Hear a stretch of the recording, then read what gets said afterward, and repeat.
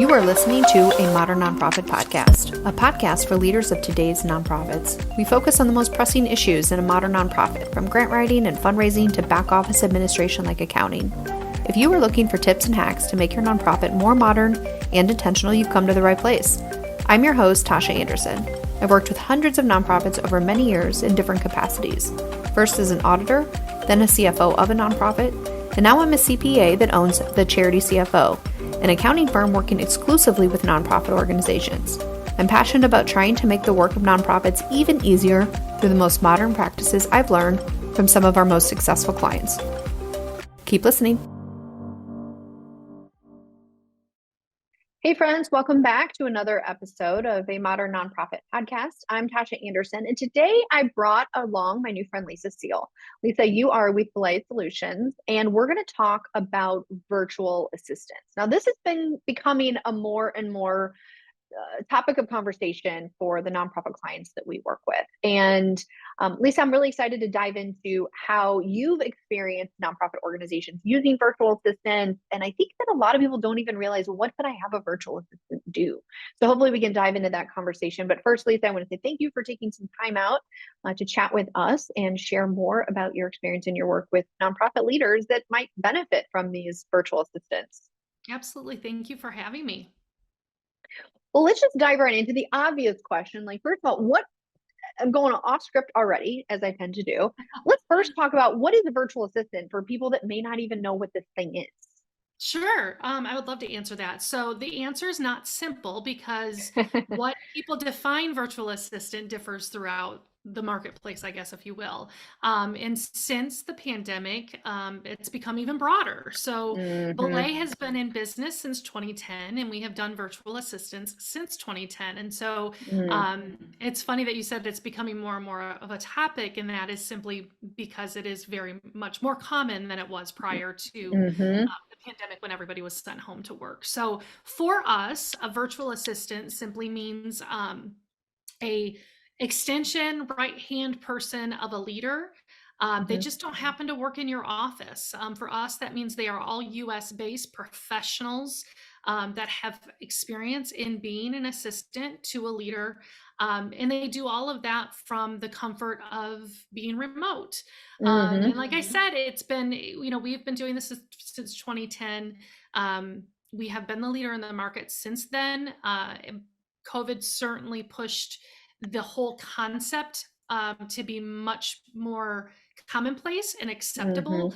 And we've just seen the difference from our calls with our potential clients prior to COVID was very much trying to convince them that remote work works. And now that's not necessarily part of our conversation. So yeah. Like I said, there's different variations of what a virtual assistant is out there. Some hear virtual assistant and think offshore, inexpensive, very task-based. But for Belay, that is all US-based, fractional, but professional support, not task-based. We're very relational with our clients and how we match our virtual assistants to them. So that's helpful. And nonprofits, like we discussed, are starting to use virtual assistants. How have you seen nonprofits use virtual assistants given the broad nature of the work that they can do? What are some of the kind of examples that you've seen?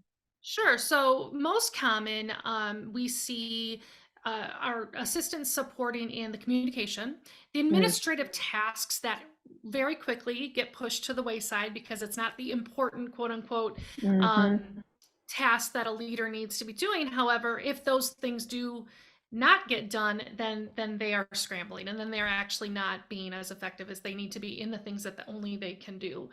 So it's kind of a broad answer, but really it goes down to those administrative tasks: data entry, email management, calendar management, expense management, to just communication with your donors, getting those postcards out, getting the thank you notes out, events coordination. So there's a long list of things. And oddly enough, I'm not sure if you know this, but Belay started only serving nonprofits. That's how we Mm-hmm. started our organization. We now serve across all organizations, profit, for Mm-hmm. profit and nonprofit. But the reason we even started our company was because our founder at the time was working for a building company who Mm-hmm. focused on churches and not those nonprofits that work closely with churches.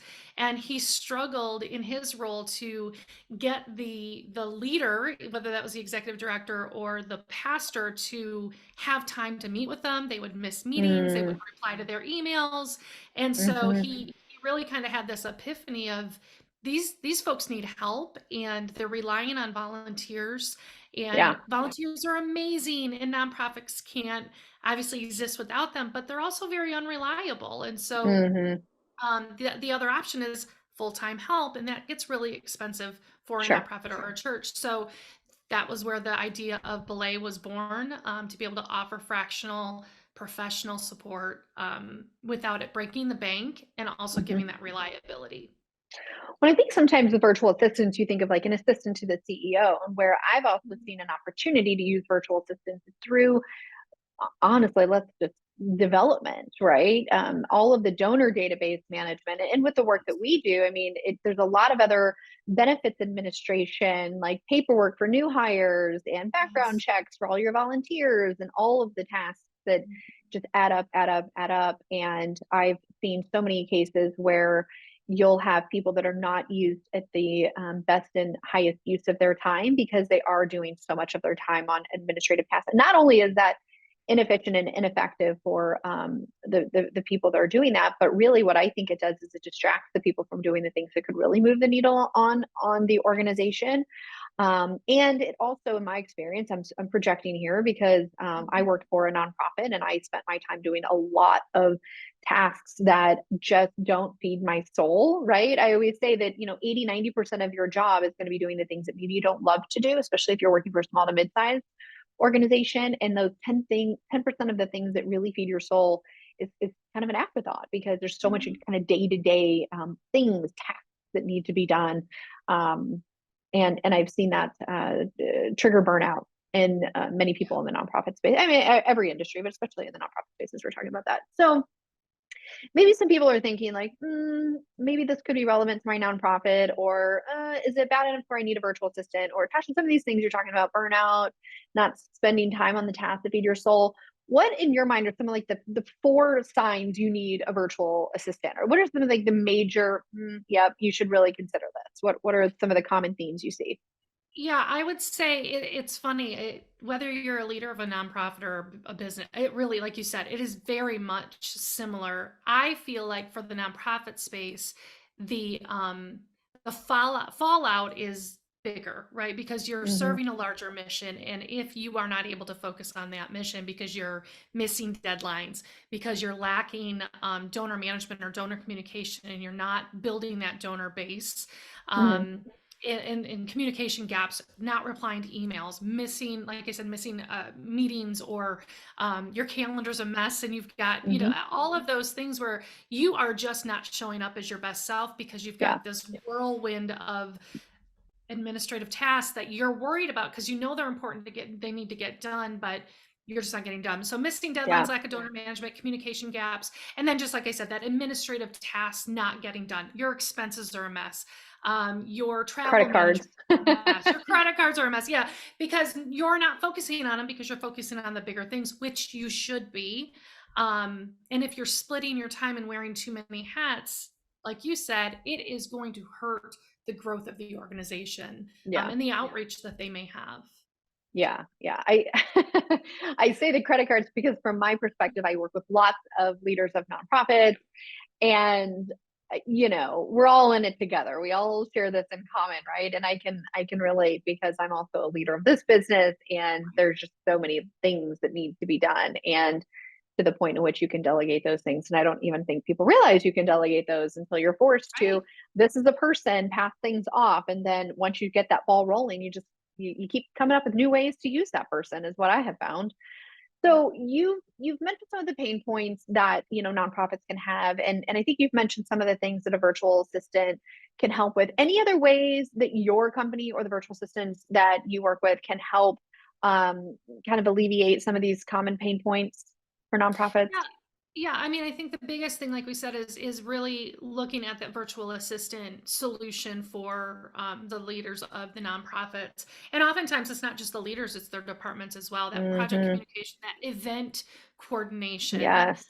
having an event and making sure that the vendors are on top of things, almost kind of project management coordination. Mm. Um, Hmm. that is a big one that we've seen. Keeping their files in check and making sure that there's Mm. some organization to it. A lot of times, especially now that we're in a more virtual remote world, sometimes nonprofits have those old filing cabinets still sitting in a Yes. corner of an office that are not being utilized, and so it's digitizing all of that.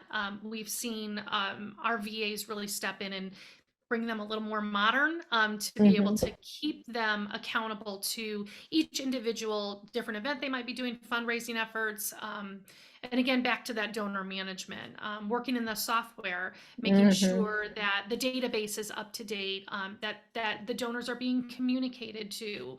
Um, and again, just taking that, it's a visual for me, like this tornado of thought for leaders that just gets calmed down because the Mm. person behind them is serving them well. I mean, and I use myself as an example all the time, whether I work for a nonprofit or not, doesn't to me really matter. I serve nonprofits, and part of Hmm. my role obviously is to grow Belay, so that we can serve more.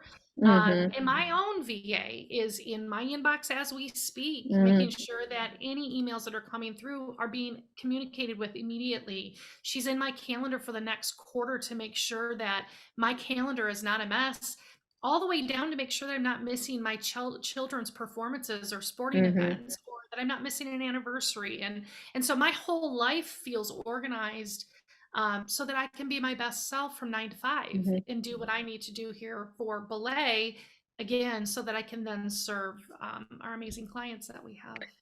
At least I can see why you're passionate about working with this industry. There's just so much work, not enough people, completely under resourced. And you've given some examples of what people can do and going off script a little bit more. But so let's talk. You gave some really good examples, and I've leveraged assistance in many of the same ways that you've done it. And I've used some virtual assistants and I've used some in person assistants. Mhm. um, Talking about how some of these leaders can get their time back in their day, or more importantly, I don't know if it's they're going to find time. They're just going to be calmer, more at ease, more Mhm. intentional with their time, perhaps be more organized when they show up to meetings. Could you or would you mind describing a little bit more about like what that actually looks like for you as somebody that has VA? So I'm glad you shared that. When you said they're in your inbox, like how are you communicating with that person? How are they getting the information from you? Kind of what does it look like for them? Just so people can start picturing how does this working relationship actually look like? So you have a virtual, business and you work virtually with your clients and I do the Mhm. same thing. So sometimes people just want to know, I never considered this. What would this actually look like? What would my day look like? How would I communicate with these people? How would I get them information? You talked about some of the paper documents. How would your VA get that? Can you share a little bit more about what that actually Yeah, looks like communicating with yeah. them? I would love to. So I have worked virtually now for almost 9 years, with Hmm. a virtual assistant, and what that looks like for me is actually how we coach our clients to work with our VAs. So every Monday Hmm. morning, I have a video call with my VA, Hmm. and we work through my bigs. We call it for the week. What are my big initiatives and goals for this week? And then what are hers? And so we Hmm. kind of work through. And if there's any calendar questions, we'll share screens and go through the calendar. We'll look at my inbox. She has it organized in a way that I know when something has a certain color flag that tells me what I'm supposed to do with it. And she's the one kind of triaging all of that. And so that Monday morning meeting for me with my VA sets up my entire week. She knows what I need from her that week. Hmm. And I know then what she needs from me so that she can accomplish those things. Hmm. The one thing that I will say that I think is unique with Belay and the way we operate is I'm not just giving her, here are the 10 things I need you to do this week. I am giving her the full picture. Here are the things I need to accomplish this week. And she proactively is saying, okay, I know that you have a meeting on Thursday at 2:45. Here's the information from that company. This is what you need to be prepared with to go into that meeting. Blocks my calendar an hour before the meeting so that I have time for meeting prep. And I don't have to ask her to do that because she's gotten to know me well enough to know that's what I need from her. Hmm. Um, so that's what it looks like as far as setting it up. It is not, we used to try task management tools and all of these other things, and those are great, but we don't want to take the relationship out of it. So that once a Hmm. week video face-to-face meeting is super important. I'm in Michigan, she's in Atlanta. We don't see each Hmm. other in person. Hmm. Maybe quarterly we'll see each other in person. Hmm. Uh, but it is very relational. Hmm. We meet for an hour. Half of it is asking her how her weekend was, how her kids are, what is she up to? Just trying to get to know the person, and that has built trust over the years that I've worked with her. Hmm. Um, so I think that's unique, and I don't think people expect when they first start to work with the VA that that's what it's like. I think most people expect like, okay, here are the 10 things I could have somebody else do, and Hmm.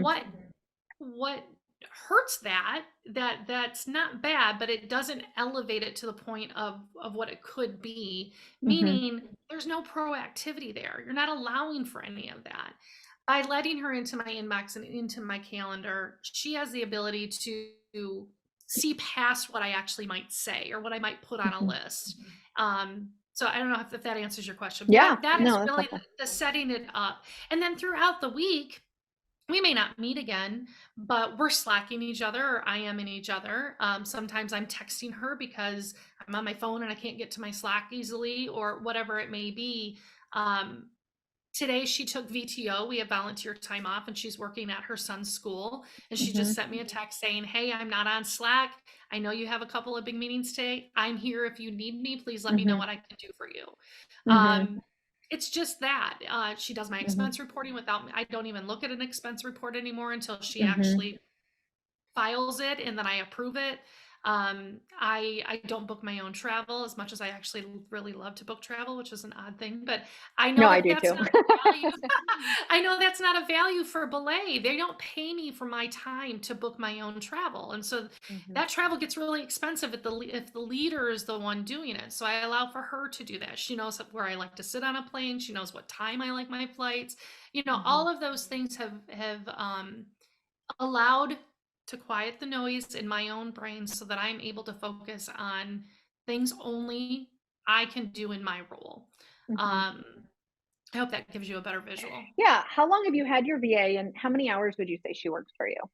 I have had her for not the same VA, but I've had a VA for about 6 years. Okay. And I would say the first 4 years I had them 20 hours a week, so part Okay. time. I'm now with a full time VA, but she supports more than just me. She supports my entire team. So Ah. she's responsible for booking all my team meetings. She comes to every team meeting that I have, takes notes. She follows Mm. up all of those action items with every team member. I have her sit in on meetings that I want to fly on the wall in. I Mhm. may not have time to go to a sales meeting, but Mhm. I would love for her to sit in on a sales meeting Mm. and come back to me with how did that meeting go. Um, so that I have filled her time to that 40-hour mark because she's serving really my department more Gotcha. than just me as an individual. Sure. Most of our leaders can do fine with 15 to 20 hours a week, Okay. depending on how large their organization is. That's helpful. Well, I'm glad now I get to do a little deep dive interview. I'm asking all the questions I think of, when somebody's like, okay, I'm interested, what next? So, Lisa, this has been super helpful. And I think it's allowed everybody to think about what a virtual assistant could look like. And I remember when I hired my very first assistant, and all of my friends that own accounting firms are like, hey, we have our assistant or the virtual or in person. I'm like, what do you have them do? And until you're kind of forced to delegate, don't think that there's things that you could easily delegate. And it's amazing how much better other people could do some of this work than you can. So thank you for coming and explaining a little bit more about this. And I've noticed a shift that our clients, not only that have brick and mortar, like actual offices, like, a footprint somewhere, but more and more of our nonprofits that we work with are virtual. So they have virtual teams all over the place. So to your point earlier, having a person in a specific office is less and less of an issue than I think perhaps it was pandemic, if you will. So if people are listening, they're like, I need to explore this, virtual assistant thing a little bit better, a little bit more. What is the easiest way for people to connect with you and your team? They go to your website, or what's the easiest way? Yes, definitely. The website, belaysolutions.com, is the easiest way. We have a button right on the homepage there that says talk to us. We also have an ebook download that I think your listeners would enjoy. It's called Delegate to Elevate. And you can get that from belaysolutions.com/delegate. Okay. And that is the big thing. It is delegating those things, sometimes even the things that you like to do that you shouldn't be doing, because somebody else can probably do it better, so that you really can focus on growing your organization and reaching more. Okay, sounds great. Well, Lisa, thank you again so much for joining us, and hopefully, nonprofits that are out there looking for some help in this area will reach out to you, or at least do a little bit more digging and see how they can start delegating the things and lift us all up to the best use of our time. So, until next time, everybody, we will see you then. But in the meantime, subscribe to our YouTube channel. Or if nothing else, subscribe to our podcast episodes on any streaming platform. And if you found this valuable, make sure you subscribe and rate the episode. Talk to you all soon. Thanks. Thank you for listening to a Modern Nonprofit podcast powered by the Charity CFO. If your nonprofit is needing help with accounting or bookkeeping, head on over to thecharitycfo.com to find information on the work we are doing with other nonprofits. If you found this information helpful, please give us a 5-star rating on your podcast streaming platform so other nonprofit leaders can find us. We appreciate your support, and we'll see you on the next episode.